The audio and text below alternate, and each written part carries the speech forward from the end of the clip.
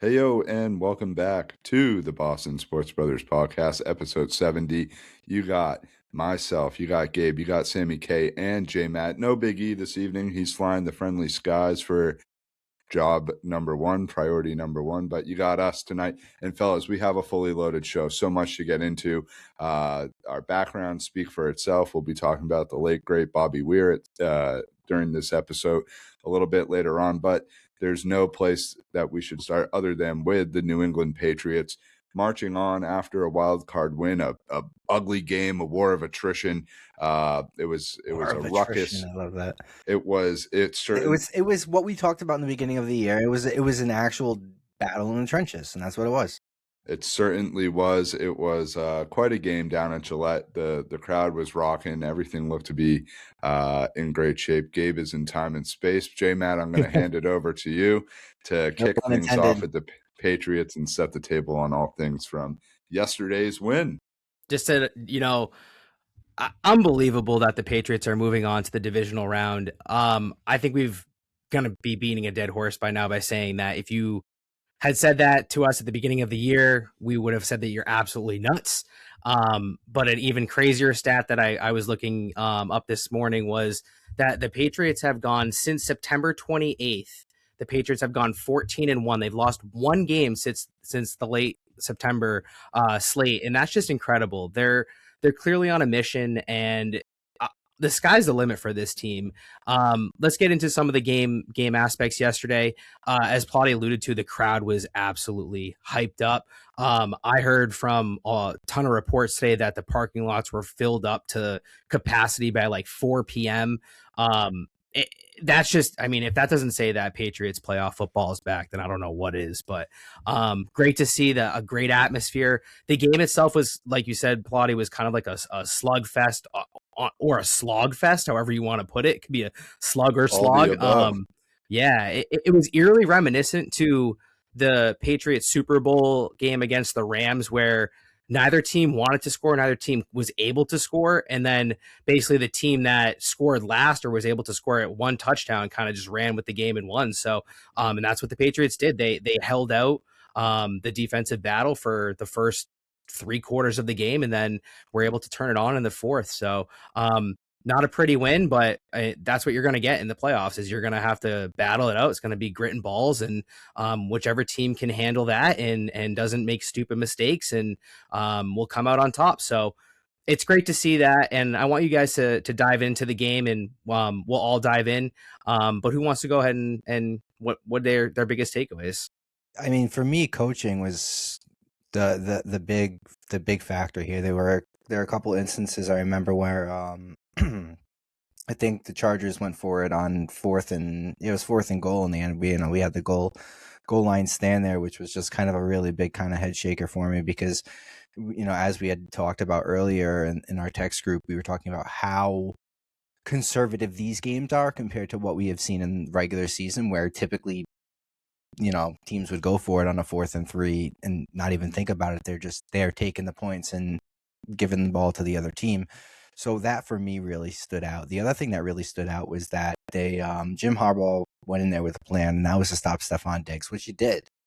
But again, with this team and with what Karen said, and with what I've said in other episodes, is Drake is throwing to the open guy. It's, he's looking, check down one's not there, check down two's there, boom, I'm going.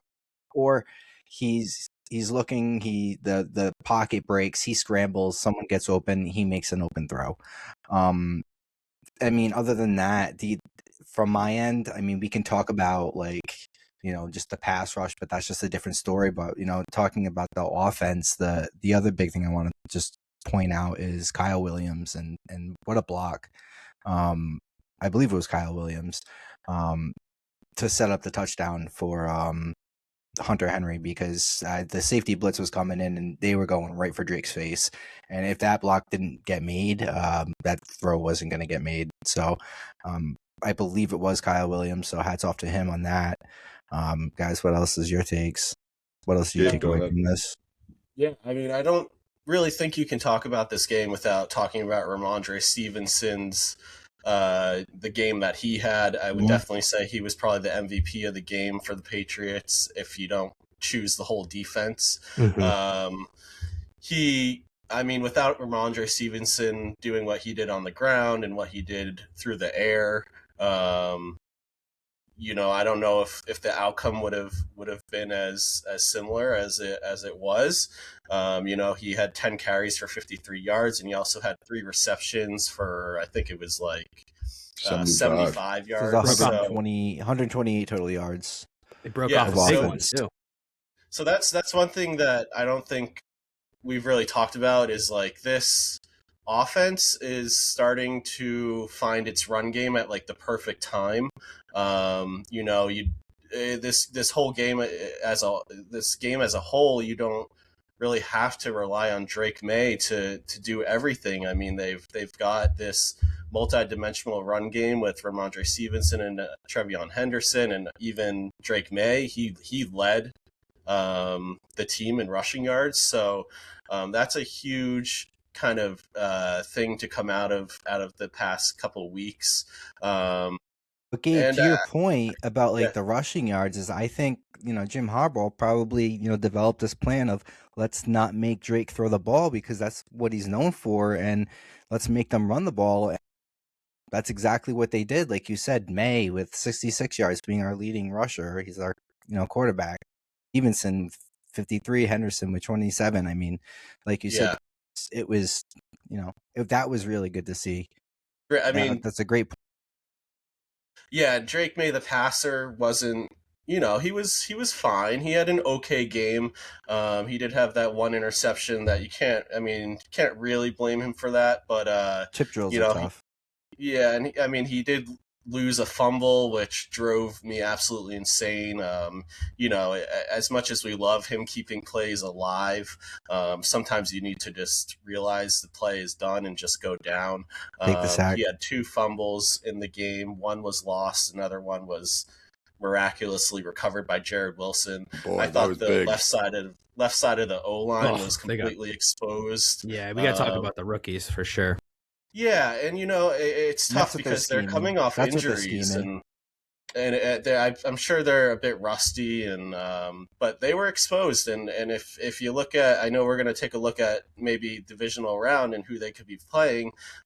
You've got Houston with the number 2 pass rush in the league, and you got Pittsburgh, who's no joke on the pass rush either. So that type of stuff worries me a little bit, but definitely.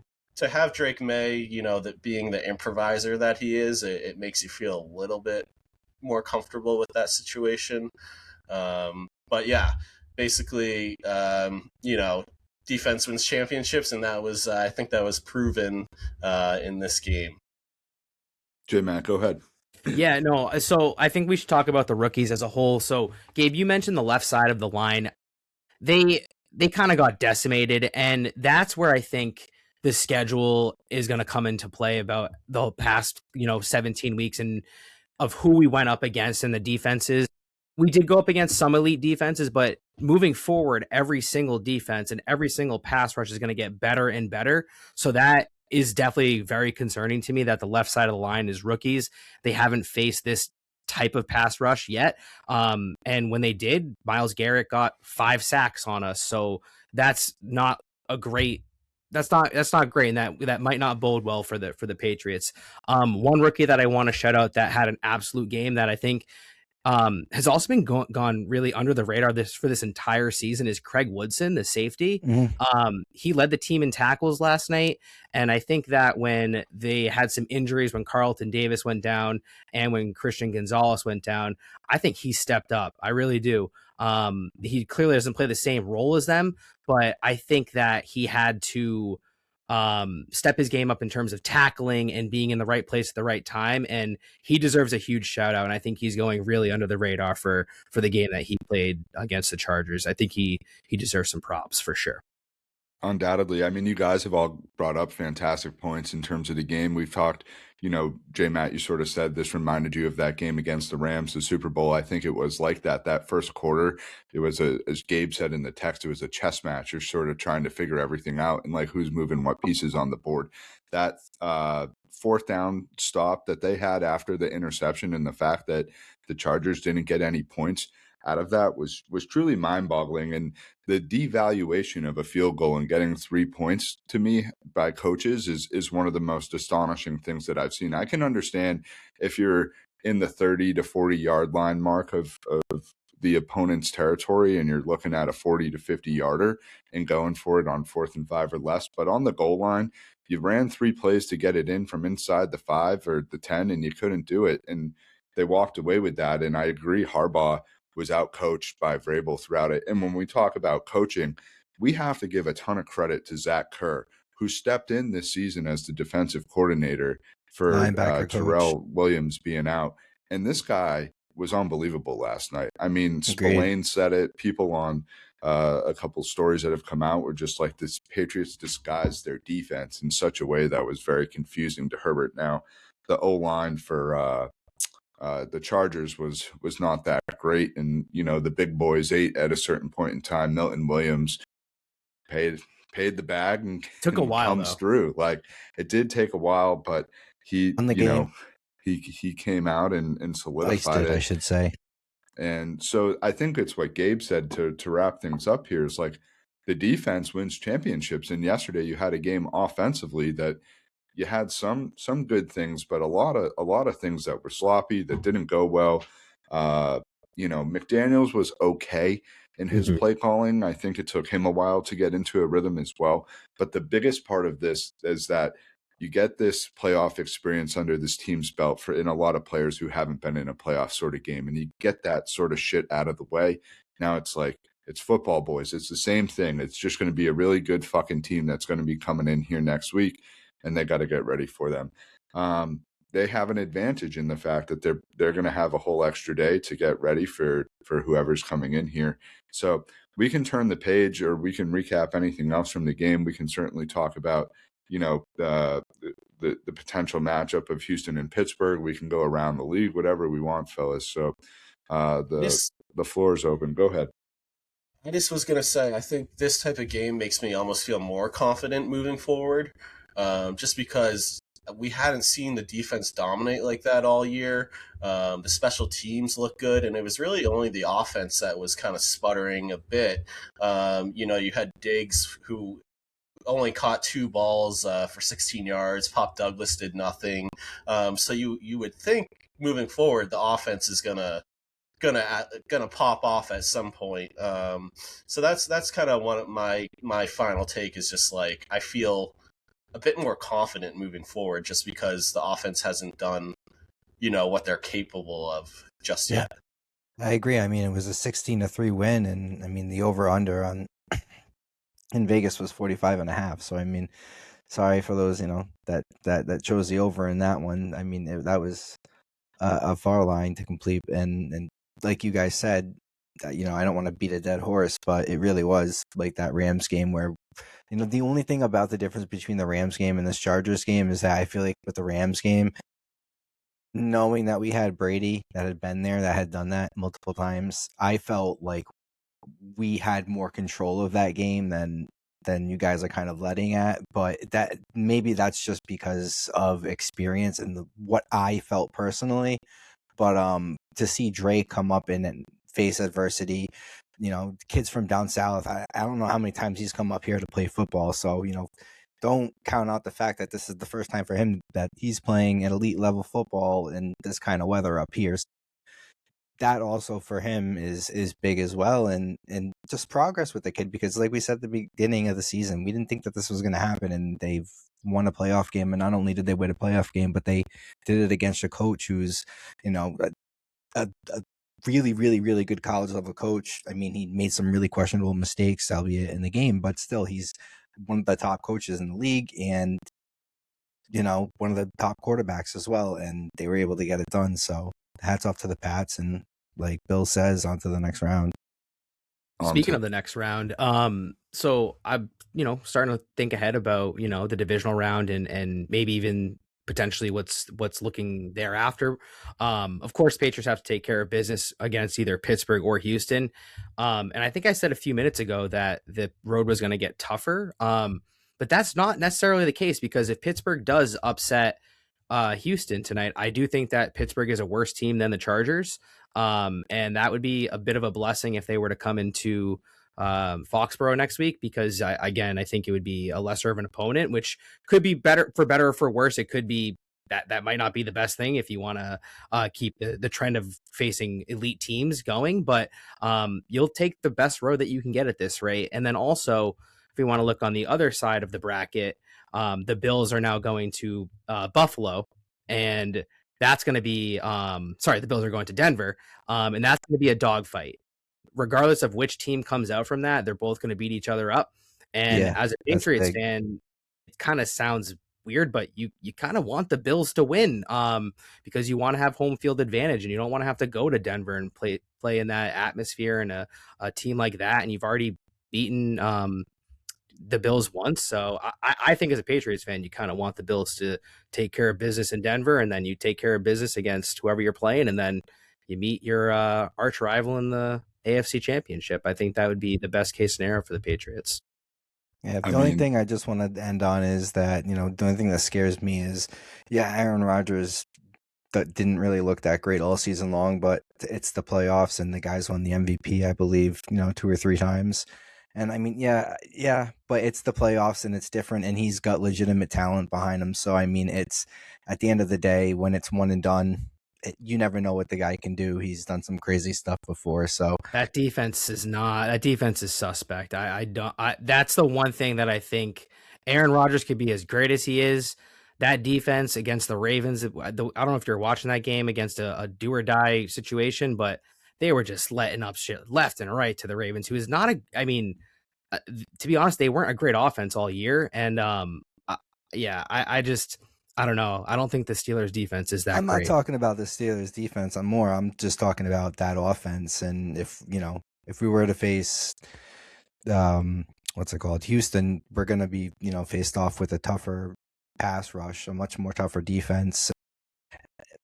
I'm just throwing takes out there and just saying at the end of the day, don't discount Aaron Rodgers in the playoffs, because the guy has won 3 MVPs and I believe he's won a Super Bowl. So he's been there, done it.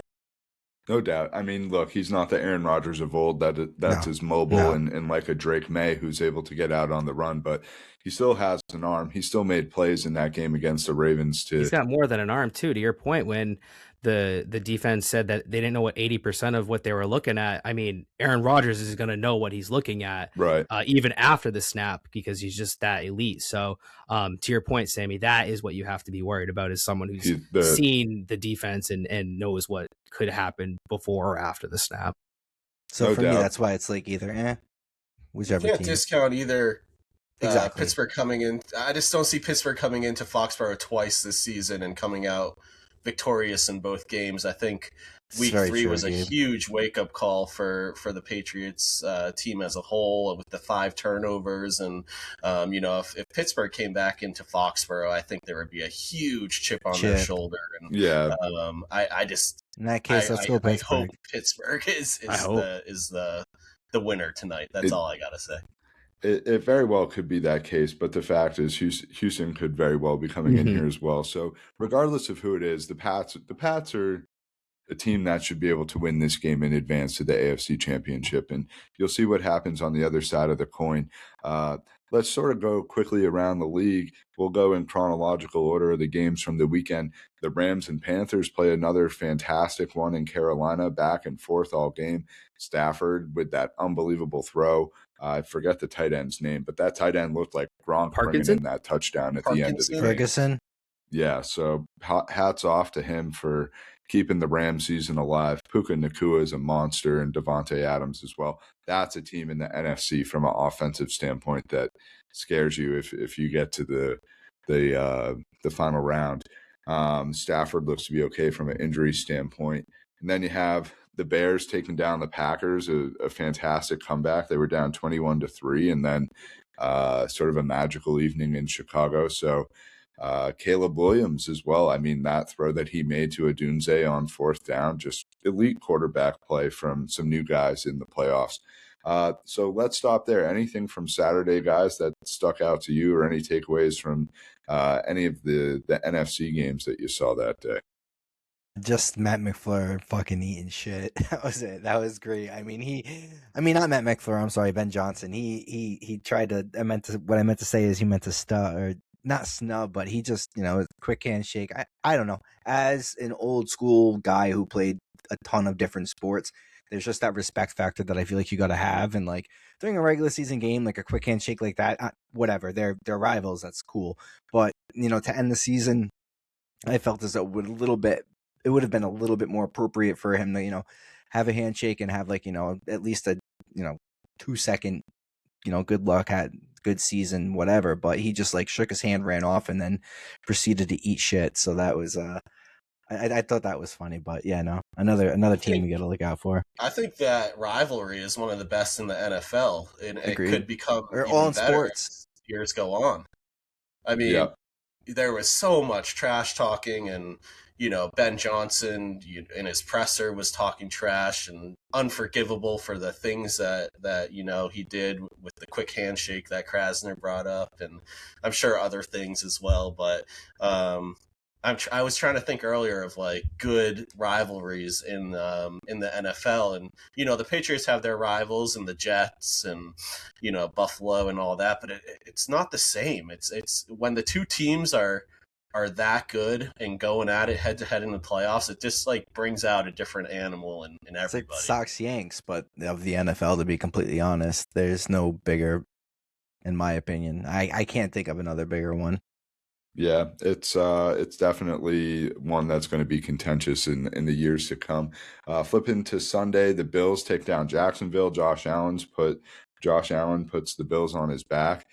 J-Matt has to dip out for some other obligations, so we'll be taking it from here.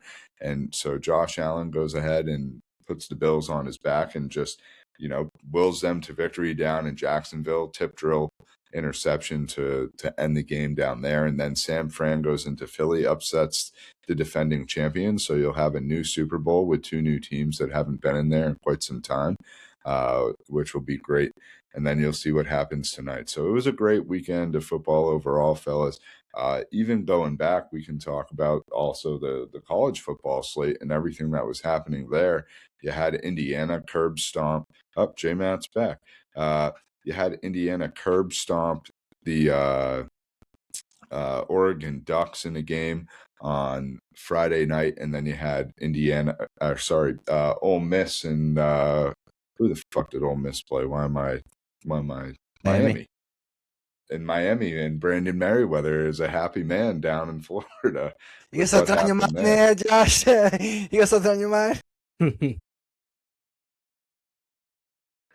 J-Matt, welcome back. We were wrapping anything up from the NFL or any college football tapes, and then we know you gotta dip out. So no, it was a great weekend for the NFL. I think Wild Card Weekend is probably the best weekend that the NFL has, and it really showed.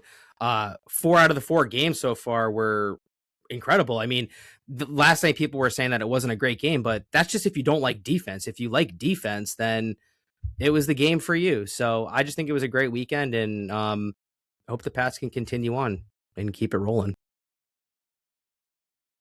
Love it. All right.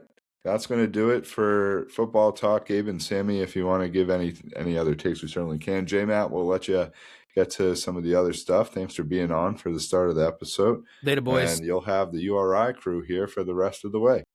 Later, man. Peace. All right. There it is. One thing Go ahead.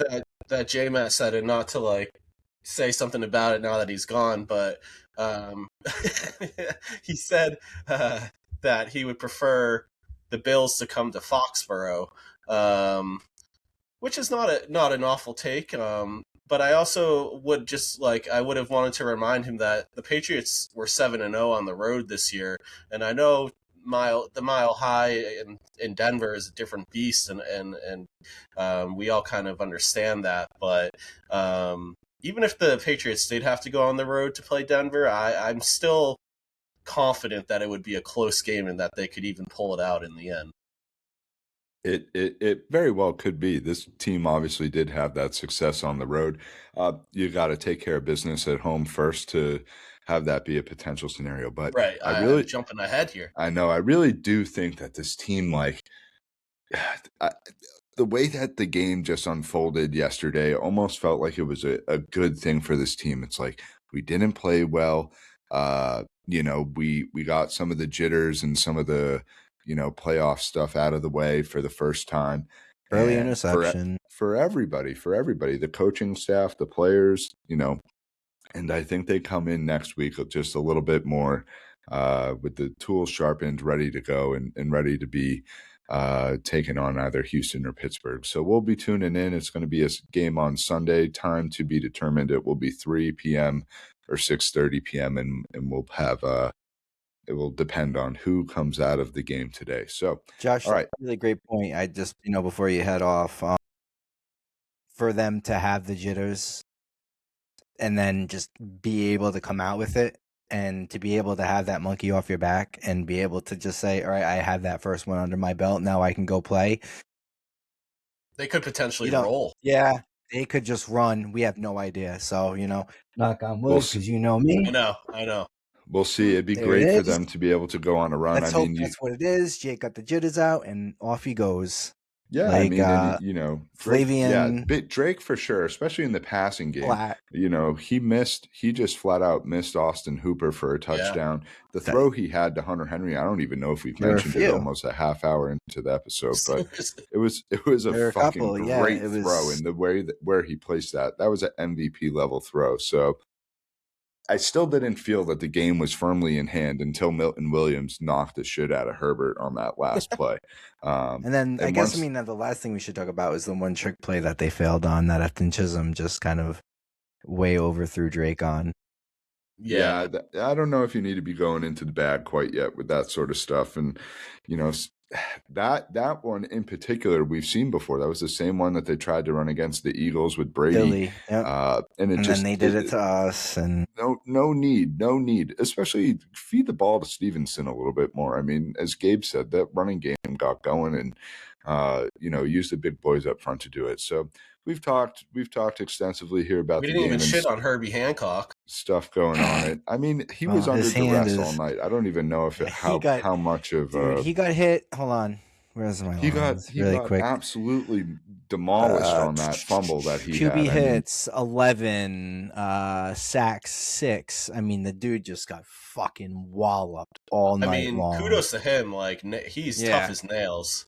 But man, just getting up and still going. But he got crushed. But also their two starting tackles were out, and that you don't plan for that in your season for both of them to go down for the duration of the entire time. So, who is it? The fucking Chargers is a healthy team or a different can of worms? But Patriots march on, fellas. It's going to be a great weekend next weekend. There's nothing better than football.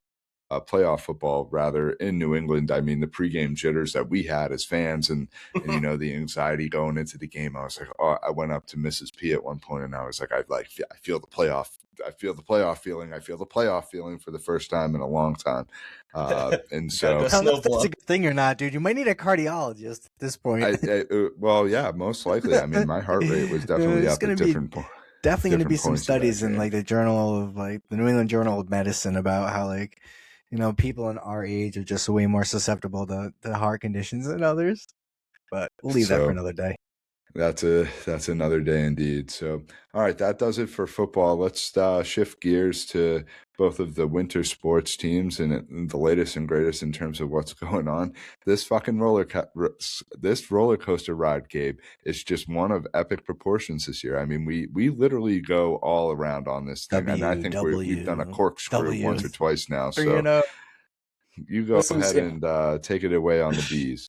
I mean, this is one of the most epic roller coasters I've ever been on. From a team that loses 6 straight twice in a season, and now they've won 5 of their last 6 games, puts them right back into playoff contention. They've got 52 points at this point. They're right in the middle of the Atlantic Division. Just kind of humming along. And Plotty, I know you were at the Calgary Flames game. The Bruins were absolutely dominant in that one. They won 4-1. How was your experience?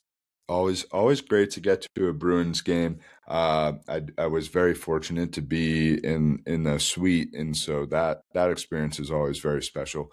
But on the flip side, one of the things about being in the suite is you don't get the best Ooh, baby. like judge of the crowd and how people are sort of into it, and you're not in the same sort of concourse. So I felt like it was a little quiet, and it was very like lackadaisical in the Garden almost. It was not the most juiced up I've ever seen a Bruins crowd. I mean, it's a Thursday night game against Calgary, so I can understand that. But even like around the building before the game, I was just like, this is eerily just like doesn't feel like there's any sort of vibe, if you will. And so, which aligns with the team, a middling team that just didn't really have much going coming off a tough road trip. But they got going in that game. I think offensively they had some nice things. It was good to see Elias Lindholm contribute, and then Lowry as well. Two players who you're going to need to keep up and play at a high level if you want to make any sort of playoff push here. My preference is for this team to try and get into the playoffs and to get there. And I want to give a big shout out to somebody who we haven't given a lot of credit to because he hasn't deserved any until about now, and that's Korpisalo. And Korpisalo had himself quite a game against Calgary, and he had a couple of shots that he just stopped point blank. One in particular where I saw the replay and Judd Surratt went nuts. And so, that was the takeaway from the game. It was great to see them get a win in. Great to be there, but the Bruins need the black and gold crowd behind them as well, and it certainly was there a little bit more with what transpired over the weekend. I'm pretty sure I texted you Korpisalo blow before the Calgary game, and he goes ahead and does that, and then shuts out Pittsburgh yesterday. So he definitely took my words and shoved them right back up my ass. But I think, Plotty, you mentioned like there's not much buzz, but there was a game that created a lot of buzz over the weekend. On Saturday, the Bruins played the New York Rangers. Win a final 10-2.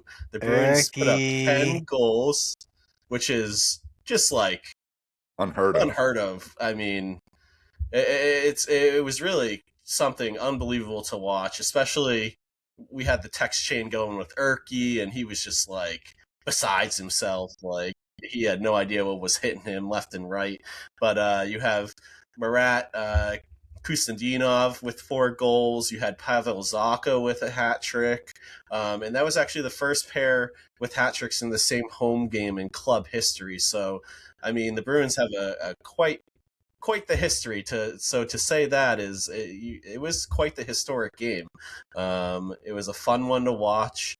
And it seems like now momentum is shifting back in the Bruins' favor. And you said it, Plotty. I was last week when I wasn't able to join the podcast, I was really down on the Bruins. I was writing about potential draft picks in the future, and let's kind of maybe unload some of these players and get some building blocks for the future.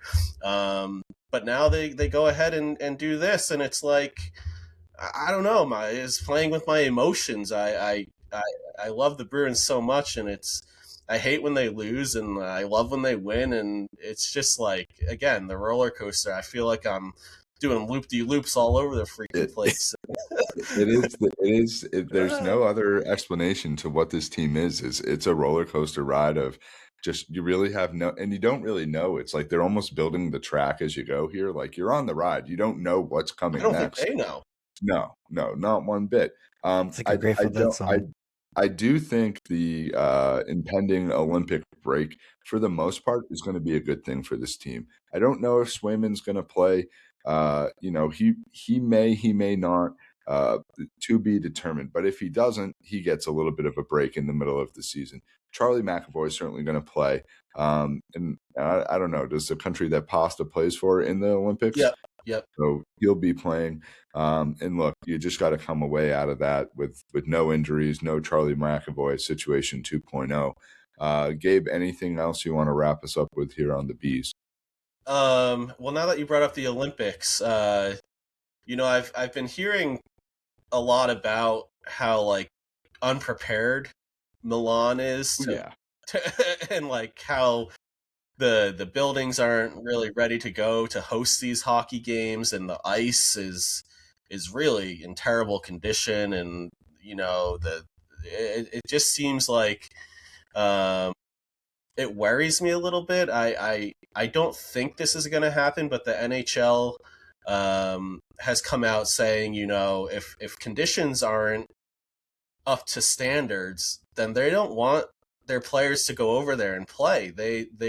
They don't want to put their players at risk in the middle of the season if they're going to put out a crappy stadium that's going to potentially be a disaster. So it's kind of a storyline to kind of look out for as we inch closer to the Olympics.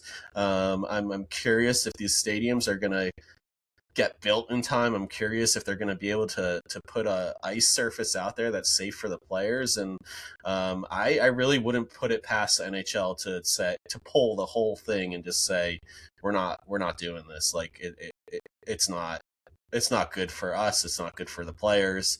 So it's just a kind of like I guess a national storyline to kind of keep your eye on. What would that leave us with, Gabe? Would that be like kind of just not, I don't want to say the runts, but like the people that aren't in the NHL that are, either I don't know if they would even play. I don't know if there would be like a Miracle on Ice situation where they have the college kids go play or something like that. Yeah. But it's a mess, and for it to be so close, it's really unacceptable. It's absolutely insane that the stadium isn't ready to go. I mean, I saw that they tried to play a test game on it the other day, and there was like a hole in the middle of the ice. And Jesus Christ, you can't do that. And this is no surprise given the Olympics and how much of a fucking fraudulent scheme the Olympics is for different sorts of things. And I mean, if you go and look back at where Olympics have been hosted over the past 20 years, 30 years, and you go on some of these deep dives at the stadiums that they've built to be able to host these things, and then the absolutely decrepit decay that they become in these places. I mean, China.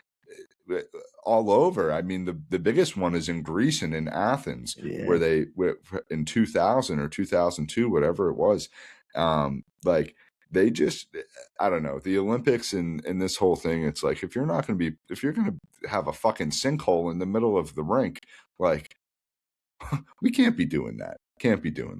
So that'll be interesting. Something tells me that they're all going to want to play regardless of how the ice is, though, and that you'll probably see the best of the best out there. Now, I don't care. Before I've done that. I just jump. Right. Exactly.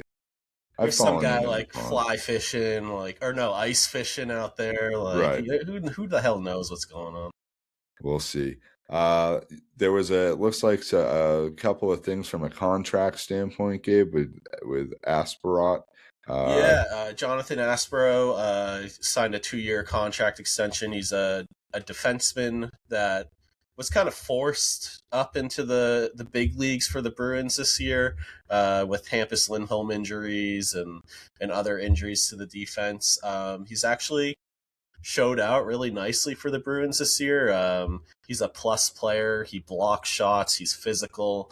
He's kind of been a bit of a journeyman in the AHL, but he's found a home with the Bruins, and kudos to him. I mean, it's not easy making it into the big leagues in any sport. So, he must feel great just to have that sense of relief that he's going to be on a team for the next coming years, and hopefully he blossoms into something that can keep playing at the big league level. We'll take all the contributions from wherever we can, and that's definitely an affordable contract, given the grand scheme of things. They did this on Saturday for a doubleheader at the Garden, where they went from the ice over to the court. So let's do the same here, boys. Let's shift to the team in green who went 2-2 on the week. No Big E tonight, so we're going to hand it over to Kraz to set the table on the C's. As you alluded to, they went 2-2 since the last time we recorded. They are currently 24-14. They're sitting in the second spot in the Atlantic. Only a half a game. They're kind of flip-flopping with the Knicks. We lost half a game on the Detroit Pistons. Not really too worried about them. We're going to be facing them coming up. We'll be speaking about that on the Pike. But this past week, like I said, 2-2, we had our first game against the Chicago Bulls. That was just a complete team win. I kind of want to talk about it a little bit. The C's kind of blew up in the first quarter. They went on a 30-14 run. Never really looked back at that point. Anthony Simons came off the bench with 27. Peyton Pritchard had 21 points. And Keita, this is, I want to talk about Keita this week because he had a really, really big week, in my opinion. With this game, he came in, he scored 13 points with 13 boards, which is huge. Jaylen Brown was quiet with 14 points, 8 boards, 4 assists. But everyone but Derek White, who was a 0, was a plus on the court, meaning that, for the most part, it pretty much was a team win. And looking at the stats, I really, for the last, I want to say, 2 months or so, I've been looking at the rebounding, and for this game, rebounding talks, and we beat them on the boards 54-35, 20-6 on the offensive glass, which is huge. We move on to the Denver Nuggets. We do lose in a kind of a close game here, 114-10. Peyton Watson was the leading scorer with 30 points, but Jamal Celtic Killer Williams is just Murray is just an absolute monster. I mean, the guy went 22, 8, and 17. Yeah, 17 fucking assists. I mean, I haven't seen something like that since the Rondo days. To put up something like that really is crazy. And they're all doing this without Nikola Jokic. So, again, one of the league's arguably best players not playing, and we kind of messed it up. It is what it is. But moving forward, again, I just want to touch on the fact that we won on the glass game 53-39. Again, we outscored them 21-12 on the offensive glass. So those boards, I mean, they're getting there. It's just not, it didn't work out for us. The one thing I do want to touch on that I haven't seen in a very long time is, I don't know if it's for the Celtics, I don't know if this is an NBA thing, but it's been a very long time since I've seen a player go off and have a 20-board game, 10 of them coming from the offensive side, 10 of them coming from the defensive side. So to see Neemias Queta again continually grab those boards is huge for us, because we've been talking about that being a huge, I don't want to say linchpin, but kind of a no, not linchpin, an Achilles heel for this team, but it kind of has been an Achilles heel for this team. Then you kind of go to Toronto. That game was, you needed a win versus Toronto, though. It wasn't the best of games, but you needed that game because it was in a division and in the conference, and you were coming off that Denver loss, which was tough, and you had a back-to-back going up against San Antonio the next night, and a team that was going to be hard. So, yeah, it wasn't the best of games. I agree, Kraz, but I think it was an important win given the context of the week and where they're at in the season. I do think that the volume of games that's being played over the short period of time that they are is starting to get to them a little bit. I'm watching right now, and Jaylen Brown is out tonight versus Indiana. So, they're trying to build in some rest here and there for them, given the schedule. I don't think they play again till Thursday. So, it wasn't the best of games, I agree, but it was a needed win given the context of what was going on. So I'll let you continue on, Gabe, if you certainly jump in with any of your Celtics thoughts as well. And then again, Sam Hauser kind of waking up. Hopefully this is continued, went 5 for 7 from deep, which is what we want to see. So really great to see him. He was a plus 20 on the floor. Then we go to the alien, Wembanyama, one of Gabe and I's favorite players. Gabe's kind of converted me to kind of loving this kid. And to be honest, really watching him is really insane.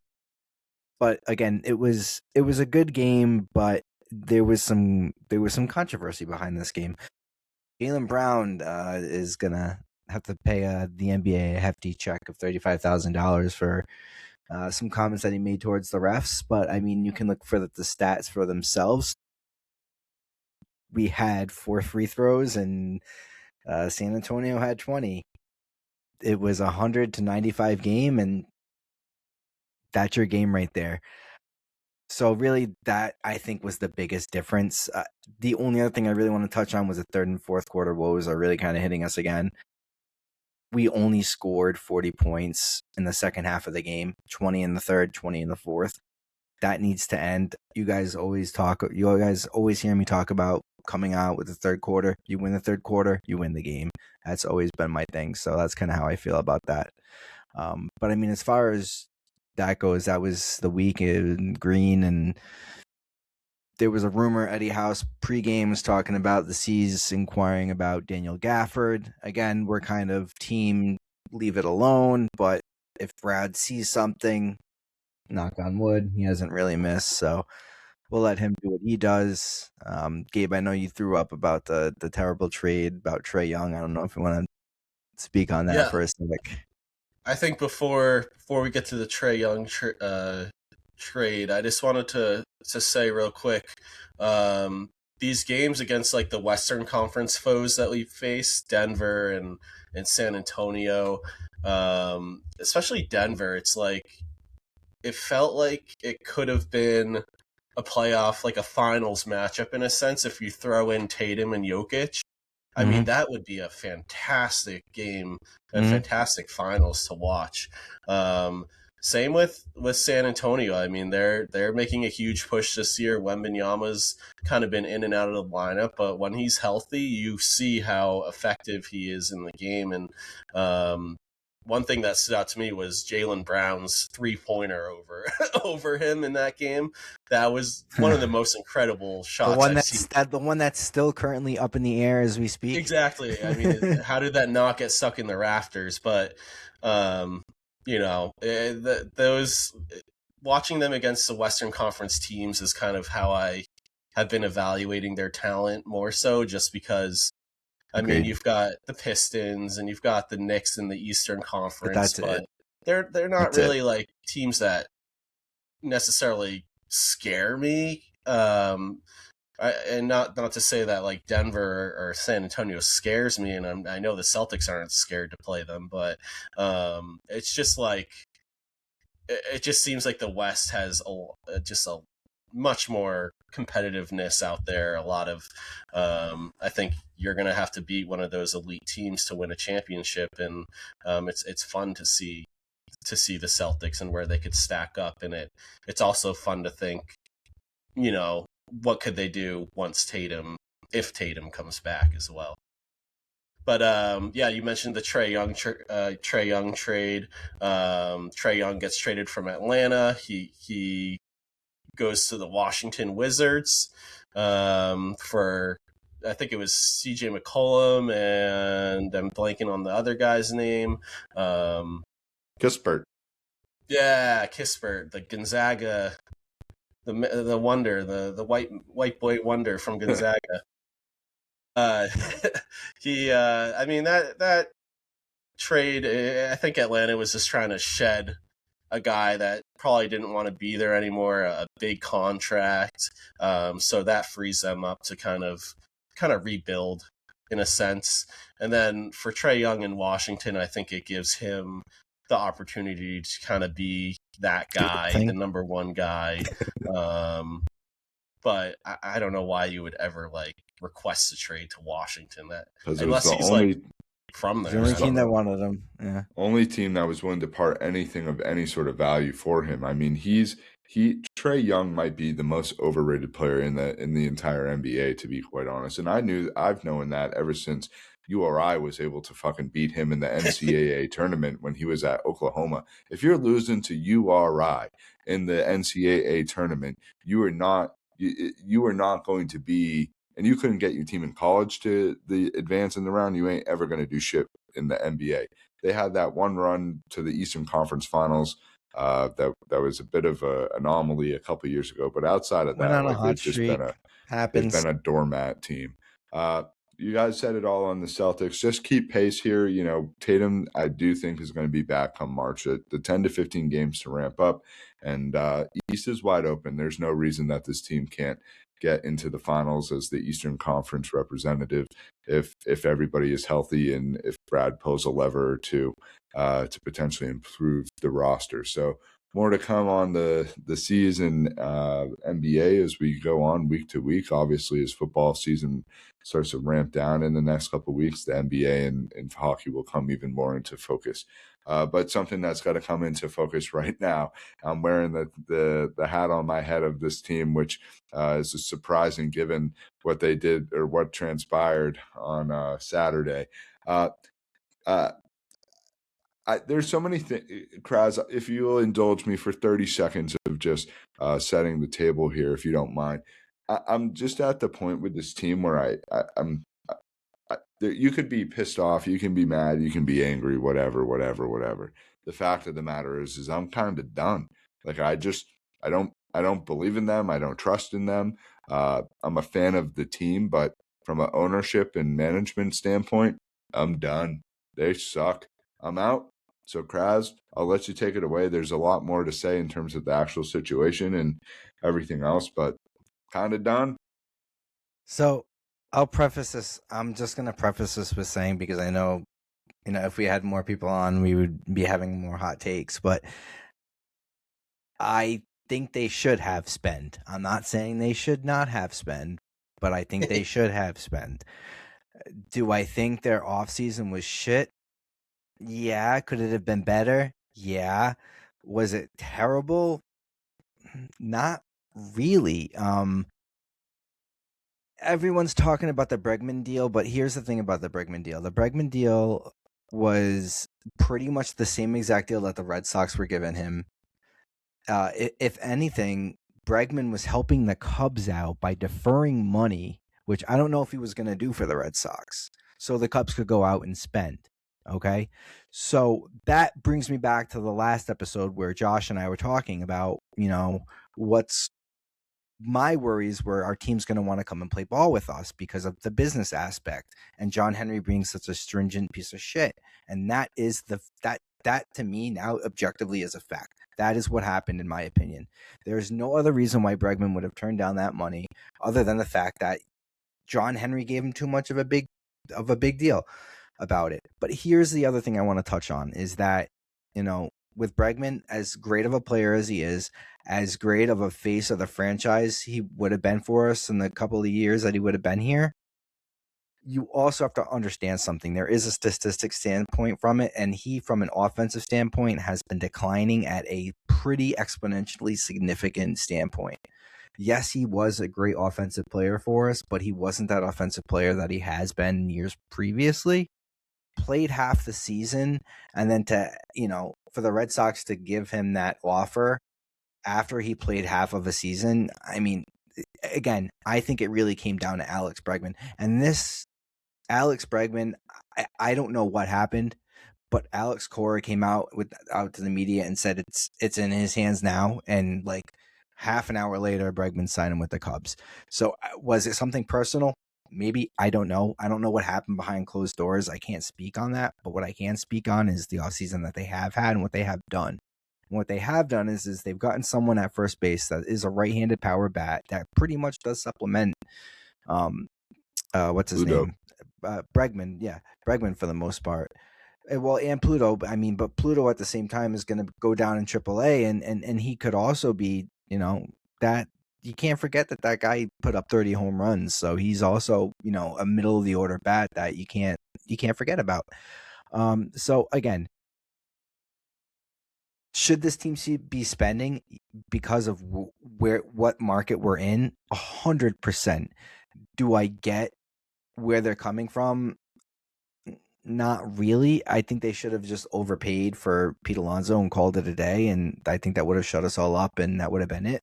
But you also have to realize that they got, people can say what they want, but Sonny Gray is a number 2 starter. He is. You can look at the numbers. He is a number 2 starter. He's done it in the AL East. He played for the Yankees. He fucking hates the Yankees. He's going to love to come here, which is even more fuel for the fire, which I think is going to only benefit us. And then Johan Oviedo is someone that they're really, really high on. They're higher on him than they are on Bayo. So in my mind, they have, 4 or 5, 3 or 4 guys, and pitching depth gets you to the postseason, and that's what we need to do. And I think that's what's going to happen. And the last thing that I want to just talk about is, they did get bullpen help, and this kid named Jake Bennett. No one's going to know who his fucking name is because he's a prospect. We gave up our number 3 prospect, Luis Perala, for him. But the kid's a 6'5" flamethrower who's a quadrant pitcher. And I'm just going to really touch on what quadrant pitching is for people who don't know. Here we go. Get your notebook out. Get your notebook out now. All right. So obviously you have your plate. It's broken up into a square. The square is broken up into 9 quadrants. If you're a quadrant pitcher, 1, 2, 3, 4, 5, 6, 7, 8, 9. I can say put it in quadrant 7. I'm going to throw the ball as hard as I can, and it's going to hit that in that quadrant. That's what this kid does. This kid is going to help us at the end of the bullpen, along with Whitlock and with Chapman. So the media is making this seem to be a lot they're really making it seem to be like we did nothing and this team's gonna suck. But dude, we have 2 Gold Glovers in Cedar Rafael and Willier Abreu, who's gonna get consistent at bats now all the time. They're gonna be rotating through the guys of Roman Anthony, Jaron Duran, Willier Abreu, Cedar Rafaela, and Matsusaka Yoshida, in between DH and in the outfield. So I'm completely content with that. They're going to throw Cedar at second, and they'll put Mayer at third base. So it is what it is, and that's the team that we're going to have, and I'm content with it. Narvaez is coming out of his shell. He's young, and he won the, what's it called? I know that was Willier Abreu, but Narvaez is coming out of his own, and he's a great right-handed hitter, and he's going to learn to hit lefties as well. So Kraz, you said a lot in terms of the team, and I agree, honestly do agree with most of just everything that you said. The team itself should be a pretty good and competitive team given what they've done this offseason, but it doesn't excuse the fact of what you said off the top in terms of being a big market team, having the financial resources to do something, and just standing pat is unacceptable in some way, shape, or form. Gabe, certainly want you to jump in with any takes that you have on this, and then I'll put a bow on it. Yeah, I mean, I don't have a ton of, a huge take on the Red Sox right now. I thought, initially seeing Bregman to the Cubs was just really frustrating, especially because of the Devers trade, and you bring in Bregman and you think this is kind of the maybe not a long-term solution, but something that could be sustainable to help this team move forward. So yeah, I was disappointed. Now that I've had a few days to digest it a little bit, maybe it's a good move for the Red Sox. I think what Sam was saying about the pitching is really true, and if this team can pitch their way to some wins this season, I think they're in a good spot. I mean, they still have some good bats in the lineup. I certainly think that they're going to have to add some bats, whether it be at the deadline or whatnot. But I think it's hard to know what we have right now. I mean, there's a lot of young guys that they're really banking on to take another step forward this year, with Mayer now probably being our starting third baseman. Can he stay healthy?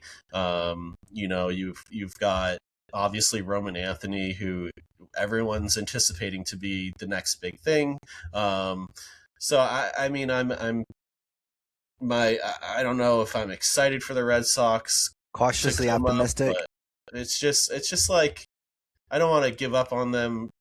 You can't blame the players. It's like, it's totally management, it's totally ownership, and it's just completely frustrating at this point. Boston used to be a destination that players wanted to come to, and now I don't think that's the case as much, because they have John Henry making these bullshit offers that aren't for real. And that's the frustrating part, is just that we were once this highly touted, market where players would come play and win championships, and now it's changed, and it's changed because ownership is cheap. They are more interested in other assets like Liverpool and things of that nature. So it's tough. It's like, how do you even hit back at ownership? Because Fenway Park is a historic destination that people are going to go to regardless of the Red Sox success or not. And it's like, where can you hit them to make them feel like our opinion matters? And it feels like no matter how the fans feel, they're just like, fuck all. They don't care about us at this moment. Well, and I also think that what you just said, Gabe, is how do you hit them? And it's hard to hit them because the media is so in the pocket for the fucking Red Sox that it's absolutely unbelievable. I mean, the media and the reporting that's been out there this offseason has been some of the worst reporting, worst job of any fucking media members Fleming. covering any sort of team. Will Fleming, Off Twitter. Carabas, Chris Cotillo and Carabas both had a story in the same day Even within Buster hours of Olney. each other. All of them. And I They're all I off. pretty much said, one of you said one thing, one of you said the other. So, like, who are you talking to, and what fucking nonsense are you getting? And they trot Sam Kennedy out there, and God bless that guy, because he's the one who does take the flack. But he's like a robot. He's just like one of those guys that you pull the string like Andy, and he has the sayings, and it's just like, guy. yeah, it's just a bunch of bullshit.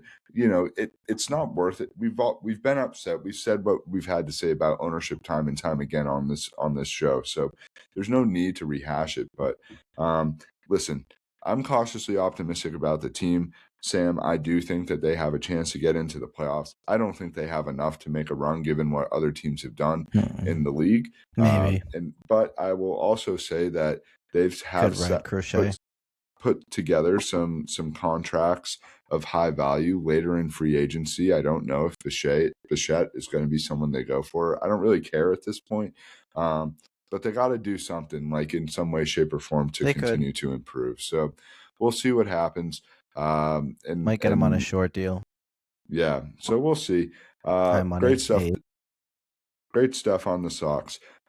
Let's transition to a special segment here. We all have different backgrounds tonight in honor of the Grateful Dead, who I think everybody knows. Sam's wearing the shirt. Gabe's got the hat on. I have a sweatshirt on that has some Grateful Dead swag on the back from Nantucket. And the late, great Bob Weir passed away suddenly on Saturday evening. It was a tough pill for all of us to hear. I don't think anybody really knew. Kraz, I know you have some words and things that you wanted to reminisce on. Gabe, certainly jump in and we'll talk about one of the best musicians of all time, Bobby Weir here. Kraz, go ahead. Yeah, so I just want to start with what his family let out as far as a post, because I think for anyone listening right now, it's just some really poignant words. And no matter where you stand in life, if you're a fan of this music or not, I think it's something everyone should listen to. Essentially, Bobby's final months reflected the same spirit that defined his life. So he was diagnosed in July and he began treatment only weeks before returning to his hometown stage again, but this time for a 3-night celebration of 60 years of music, peace, and love at the Golden Gate Park. Those performances, emotional, soulful, and full of light, were not farewells but gifts. Another act of resilience. An artist choosing even then to keep going by his own design. As we remember Bobby, it's hard to not feel the echo of the way he lived. A man a-driftin' and a man a-dreamin', never worrying if the roads would lead him home. A child of countless seas, a child of boundless seas. There is no final curtain here, not really. Only the sense of someone setting off again. He often spoke of a 300-year legacy determined to ensure that the songbook would endure long after him. May that dream live on through future generations of deadheads. And so we send him off the way he sent so many of us on our own, with a farewell that isn't an ending but a blessing, a reward for a life worth living. So for me, I mean, I can tell you guys are all the same. It hits really hard. Plotty, you've seen him 10 plus times. I've seen him 15 plus times. Gabe, you've seen him 12 plus times. He's been there throughout some of the hardest moments in our lives. For me, aside from the fact that, he not only brought, it started with, Plotty and I going to a show, but in different sections. And then the next year, Gabe jumped in. And then the next year, Matt jumped in. And then the next year, Eric jumped in. And then we just grew this thing out to this huge, family. And it's going to continue to grow on, and it's going to continue to do that. But one of the other things is he invigorated a movement of peace and love again, man. Like he not only brought back those hippies from the late 60s that were all about it, but he also got a whole new generation and thousands of people on top of that, people our age, younger, older, that never listened to it, to start listening to it. And it's just been, it's been amazing. I'll sum it up with what one of the hippies said when we went to San Francisco the first time, when he had that first set of 3 shows back in, I think it was 2023. And, we're standing on Haight and Ashbury, and the dude was like, I haven't seen it like this since the Summer of Love in '69. And when he said that to me, I was like, that fucking means something. So he, rest in peace to Bobby, like his family had said in his, eulogy on Instagram. This isn't a final bow by any means. If anything, this is, a passing of the torch to the next generation of music players, and making sure that those music players continue to live on that storybook of music, which I know that they're going to. Yeah, absolutely. Beautifully said, Sam.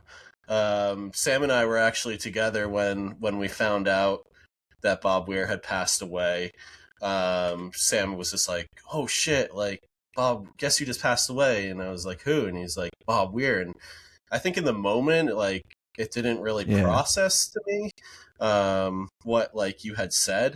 And, the next day it definitely really kind of hit me hard. I definitely shed a few tears for Bob, listening to some of his classic songs like Cassidy. It was just, we've had so many great memories together listening to Bob and Dead and Company. All those memories come flooding back in when something of this nature happens. And, it's not just about the music. It's really a lifestyle, and a way that we are able to be together, and a different aspect of life. Like, yeah, we love sports, but we also really love the Grateful Dead. And I remember you guys coming to Philadelphia when I was living there, and we went to the show in Camden, and all the craziness that is came with that. It's just, we lost a really good one, the other day, and it's just sad, because I was really looking forward to potentially seeing them this summer. Maybe going to the Sphere or something of that nature, to just continue on our tradition of getting to it gets us all together, and we love the music, we love each other, and it's sad to think that that's going to be put on hold maybe for a little bit. I'm sure the Dead will go on as it always does, and with different renditions of the original Grateful Dead. But for now, it still stings. He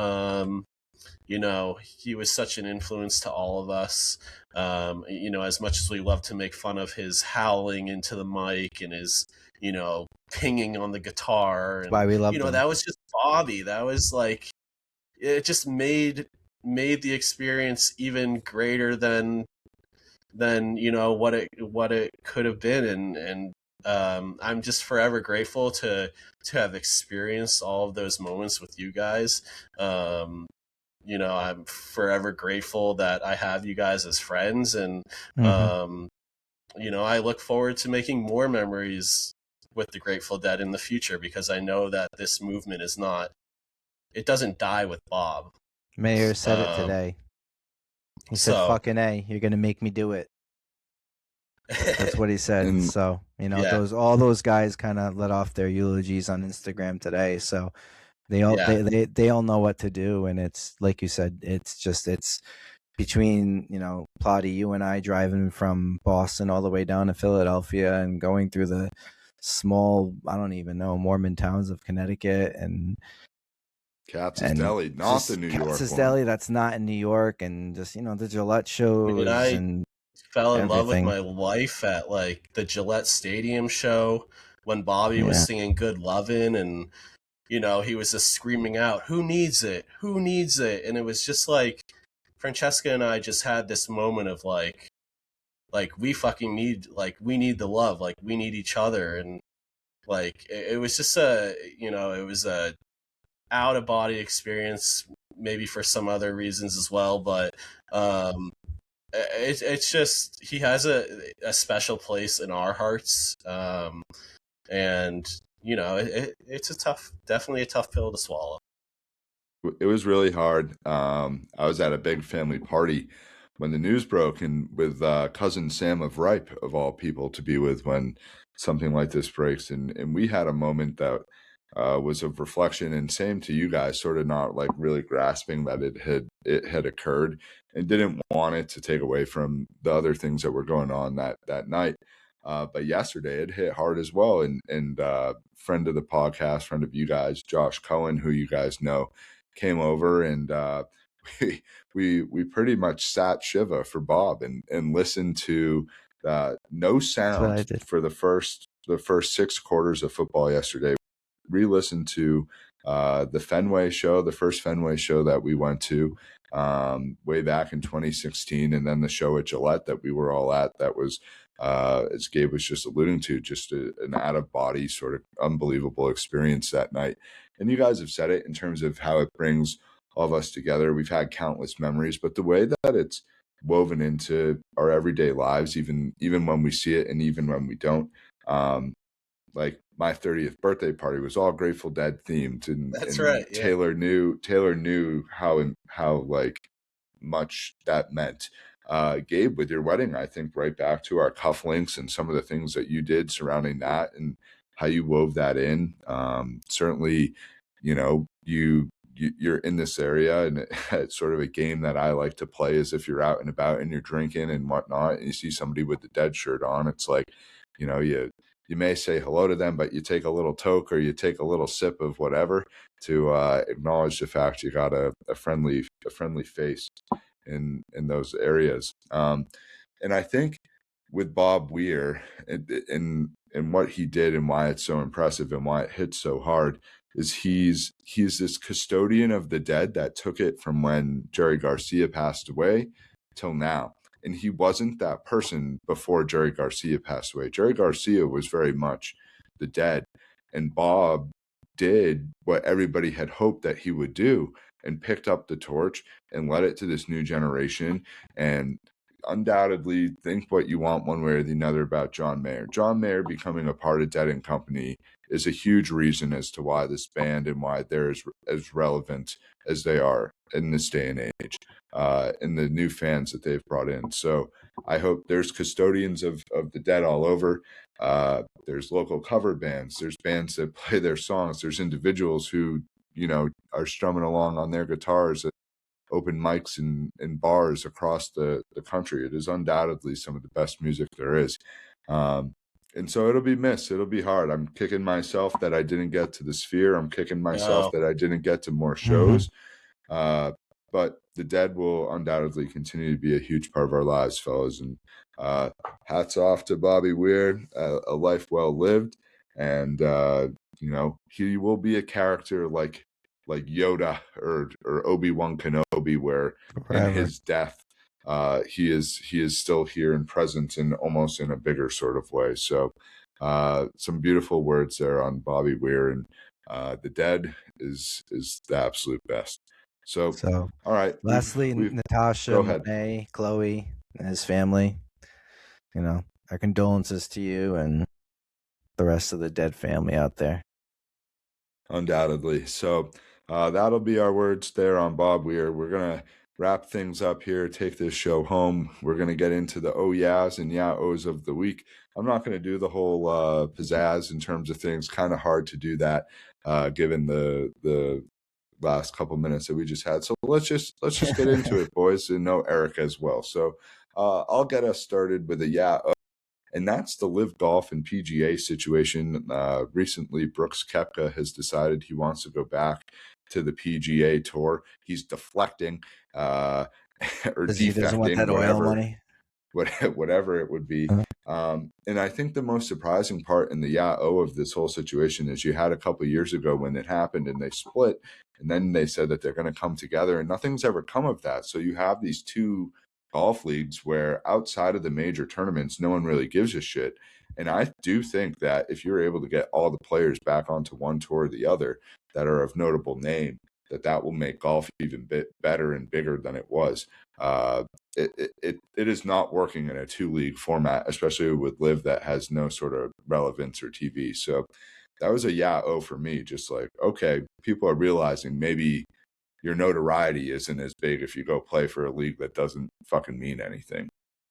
Yeah, when you're in Saudi Arabia and no one knows where the fuck you are, like, I mean, right, it's you run the Live Dubai Open, cool.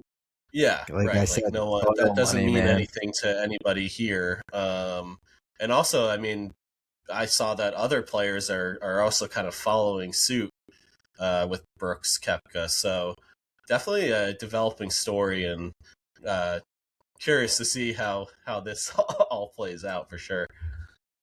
Undoubtedly. All right, quick oh yeah here. This is for the Barstool world, and this is a good time to let our fans know that we're going to have the long-awaited return of the great Clem, who will be with us for next week's episode. So Clem will be with us, but looking at the Ohio State and Mincy saga that unfolded across social media last week, it was just something to behold. Mincy, Ole Miss guy, gets out to Arizona, and Paul Bissonnette and Briggs live out there. It was pure cinema. It was the Barstool of old for a couple of days, and that's really what I loved about it. Just this fucking guy Mincy is one of the most idiotic, moronic people I've ever seen walk this green earth, fellas. And Tate just captured everything. Did you guys see this? Like, were you in tune with any of this? I saw some of it. Mincy has. I mean, I'm no person to speak, but Mincy has the craziest looking body ever. When he jumped into the pool, I was cackling, and then I saw he hung his wet trousers on the drywall and messed up Paul Bissonnette's like his house. It was like, what is this guy doing? Like, at least put it in the shower or something, bro. Yeah. Like, it was pure comedy. Pure comedy, absolutely great stuff out of the Barstool Forgetting the factory. names of the guys that he invited to the house. Like, what? That was so awkward. Insanity. Great stuff there. All right, who wants to grab a couple of other of the oh yeahs? I'll take an oh yeah. You go ahead, Chris. Yeah, I was gonna say George Kittle. Obviously we were talking about Bobby Weir for a while. He's a huge Grateful Dead fan. He honored Bob Weir in the only way possible, writing "Forever Dead" on his cleat. For those of you that don't know, Bob Weir is a huge San Francisco 49ers fan. He's a huge Golden State Warriors fan, as well as a Giants fan for San Francisco. So that was really cool to see. I have an oh yeah for Mike Vrabel and the bloody lip saga. Oh yeah. Oh yeah. You know how, like, you know, in special playoff runs, there's these moments where like they just kind of carry you along through the playoffs, and just seeing Vrabel like get up and just want to be one of the players and getting headbutted by headbutt his opponent without a helmet. Yeah, just getting headbutted in the face. He's bleeding from the lip, and you know he's as much as part of the team as the players are, and I think that's what they appreciate most about him, is that he's going to war with them, and you know he's not gonna leave anyone out to dry. And I just thought that was kind of like a moment that stuck out in my mind. I'm like, this is gonna like carry them forward into like who knows where. But I agree, and the reason I do say that, and I just want to touch on this really quickly because they always show the after, in the locker room, them talking, and Milton Williams had this look in his eye like he was ready to kill somebody, and he was ready to run through a brick wall from Mike Vrabel. So like I said before, I don't know what this team is capable of now that they got that monkey off their back. At this point, I really do think that they can run the gambit.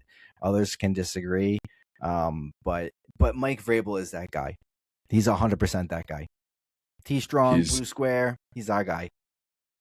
He's been a year ago today. He was hired and introduced as the Patriots head coach, and Mazel tov. he's been a godsend to Patriots fans, and he's turned it around. He's brought back what we all felt many years, and he deserves a ton of credit along with the whole coaching staff. So, and Robert Kraft for having the balls to make the decision and get rid of Mayo, and we've talked extensively about that. So they will be taking on the Pittsburgh Steelers or the Texans. We're going to take the Pike home here. We will let you know who that will be as soon as we learn here in just a little bit. And then the thing about this game that interests me in the other side of the playoffs, just in general, is obviously you want to see all the games and what's going to happen, but certainly Denver and Buffalo, because you will go into the game that we're playing knowing whether what will happen should you win the game, whether you're going to be staying home or hitting the road. Gives you a leg up from another preparation standpoint. I feel like obviously they'll have the extra day this time, but to sort of know what your scenarios are and what's going to be happening exactly will be in play there. So, Gabe, tell us what you're looking forward to with the Bruins this week. Yeah, the Bruins take on the Detroit Red Wings tomorrow. Detroit currently sits first in the Atlantic Division, so that's actually a really big game if we're talking playoffs here. Another game that's exciting, they play Chicago this coming Saturday. The Blackhawks get to see Connor Bedard and some of that young talent come in. I think it's in Chicago, but it's always fun to see Bedard and he's such a highly touted prospect, and let's see what he can do against the Bruins and what we can do to stop him. Love it. Good stuff. Kraz, what are you looking forward to on the Seas? The Seas, obviously, I mean, we talked about it. The Detroit Pistons game is going to be the biggest one. We're going to see the Indiana Pacers. Right now, we are up 58-61 with 7 minutes to go in the third.